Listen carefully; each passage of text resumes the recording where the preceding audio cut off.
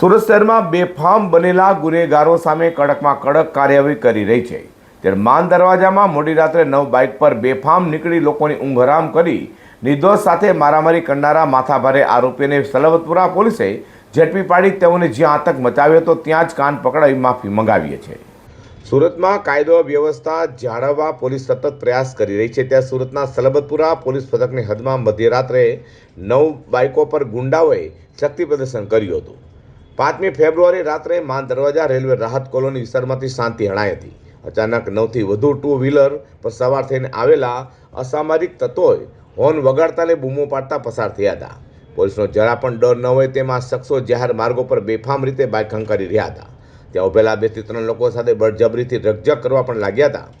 વિડીયોમાં સ્પષ્ટ દેખાય છે કે એક રિક્ષા ચાલકને આ શખ્સે ધક્કો મારી તેની સાથે મારામારી પણ કરી હતી અને આતંક ફેલાવ્યા બાદ આખી ટોળકી ત્યાંથી ફરાર થઈ ગઈ હતી. પરંતુ તેમની તમામ કરતૂતો કેમેરામાં કેદ થવા પામી હતી. સીસીટીવી ફૂટેજ વાયરલ થતાં સલબતપુરા પોલીસ હરકતમાં આવી હતી અને સલબતપુરા પીઆઈ કેડી જાડેજાની ટીમે સીસીટીવી ફૂટેજના આધારે બાઇક નંબર અને ચહેરાઓની ઓળખ કરી તપાસના ચક્રો ગતિમાન કરી 3 મુખ્ય આરોપીઓની ધરપકડ કરી હતી. કાયદાનો ડર બેસાડવા માટે પોલીસે તે જ વિસ્તારમાં આરોપીઓનું રિકન્સ્ટ્રક્શન કરાયું હતું. ત્યાં તેમણે આતંક બચાવ્યો હતો. આરોપીઓએ ત્યાં જ જાહેરમાં કાન પકડી પોતાની ભૂલ સ્વીકારી માફી માંગી હતી, જેને લઈને સલબતપુરા પોલીસની લોકોએ સરાહના કરી છે.